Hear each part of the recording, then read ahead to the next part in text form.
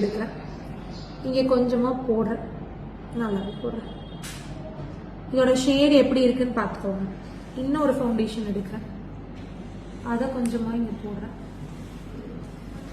இப்போ ஒரு ஃபவுண்டேஷன் வாங்கும்போது நம்ம இப்படிதான் போட்டு பார்க்கணும். நிறைய பேர் ஃபவுண்டேஷன் வாங்கும்போது இப்படி கையில போட்டு பார்க்கறது உண்டு. அது ரொம்ப தப்பு. ஏன்னா நம்ம கையோட கலருக்கும் ஃபேஸோட கலருக்கும் நமக்கே டிஃபரன்ஸ் இருக்கும். ஃபேஸை விட நம்மளோட கை பொதுவாகவே கொஞ்சம் டேன் அதிகமா இருக்கும். ஸோ நீங்க இங்க போட்டு வாங்குற ஷேட் வந்து ஃபேஸ்க்கு சம்டைம்ஸ் சூட் ஆகாது. அதனால எப்போ ட்ரையல் பண்ணாலும் ஃபேஸ்லயே வந்து ட்ரையல் பண்ணுங்க. இப்போ இது பாருங்க, இது என்னோட பாக்குறதுக்கு எப்படி இருக்குன்னா பளிச்சுன்னு இருக்குதா?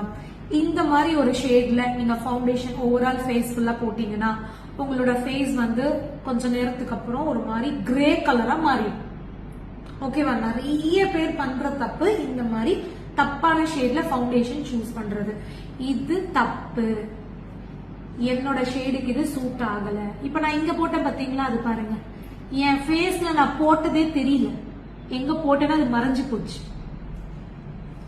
இந்த மாதிரி ஒரு ஷேட்ல ஃபவுண்டேஷன் நீங்க ஃபர்ஸ்ட் டைம் ஃபவுண்டேஷன் வாங்குறீங்கன்னா எக்காரணத்தை கொண்டு ஆன்லைன்ல வாங்காதீங்க.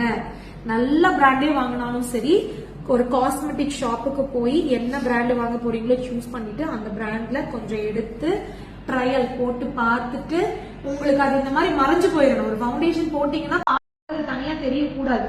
அப்பதான் அது உங்களோட கரெக்ட் ஷேடுங்க இருக்கும். அந்த மாதிரி ஃபவுண்டேஷன் தான் நீங்க வாங்கணும். ஓகேவா?